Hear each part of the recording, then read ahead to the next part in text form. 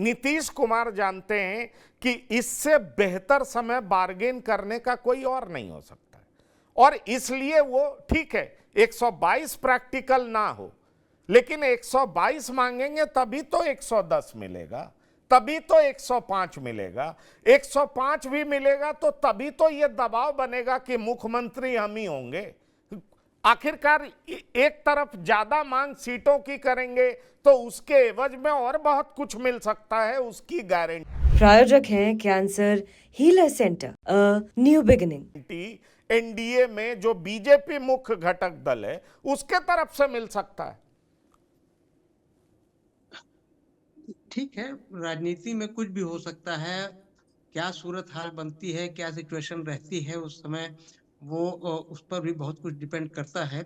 लेकिन अभी तक का जो गणित और जो सूरत हाल जो है उसमें यही है कि जेडीयू पूरी कोशिश ये करेगा कि उसको 100-105 सीटें मिले चुनाव लड़ने के लिए, और उतनी ही बीजेपी भी लड़े और बाकी जो है वो उसके 2-3 जो एलाइज हैं उनको वो मिले। और मुझे लगता है कि शायद बात इसी पर होगी, बात इस पर नहीं होगी कि हम सबसे ज्यादा सीट पर हम लड़ें, क्योंकि बीजेपी इसके लिए तैयार नहीं होगी। ठीक है, बीजेपी को ये अंदेशा हो सकता है और होना भी चाहिए, ये भी मतलब कोई ऐसी अनहोनी बात नहीं होगी कि हमारे सहयोगी हैं वो कहीं पाला न बदल लें, कहीं दूसरी तरफ नहीं चले जाएं। देखिए, हमने आपके प्रोग्राम में पिछली मरतबा भी कहा था कि नीतीश कुमार देश के ऐसे पॉलिटिशियन हैं जिनके पास सरकार बनाने के लिए दो ऑप्शन रहता है। ये दो तरह का ऑप्शन और किसी को नहीं होता है, और वो ये दोनों ऑप्शन इस्तेमाल भी कर चुके हैं।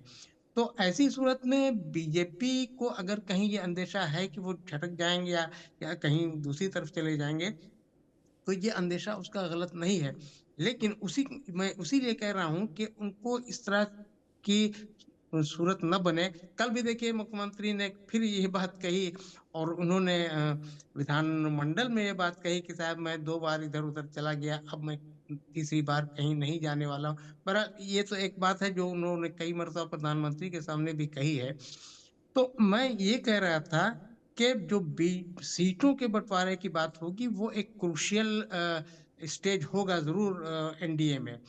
और जो इंडिकेशन है कि साहब बीजेपी उनको पूरा सम्मान के साथ उनको सीट शेयरिंग में हिस्सा देगी। जहां तक एक और बात का जिसमें आपने कहा कि भाई बीजेपी पर प्रेशर और दबाव की राजनीति जो है वो नीतीश कुमार कर रहे हैं, तो देखिए मैं आपको ये बता दूं कि ये दबाव की राजनीति कोई आज नहीं है। नीतीश कुमार 2005 के नवंबर में जब वो पहली मर्तबा मुख्यमंत्री बने बीजेपी के साथ मिलकर, एनडीए के साथ मिलकर, तभी से उनका दबाव बीजेपी पर है, और उसी का नतीजा है। ये ऑफेंसिव कहें या इसको दबाव की राजनीति कहें, कि उसी का नतीजा है कि नीतीश कुमार लगातार मुख्यमंत्री बनते चले आ रहे हैं। सीटें कम होने के बावजूद भी वो मुख्यमंत्री बने हैं 2020 में, और यही वो दबाव की राजनीति है कि जिसकी वजह से आज उनका ये स्टेटस और उनका ये स्टेचर बना हुआ है। जी, दबाव की राजनीति की वजह से उनका स्टेटस और स्टेचर बना हुआ है। प्रायोजक हैं cancer healer centre, a new beginning.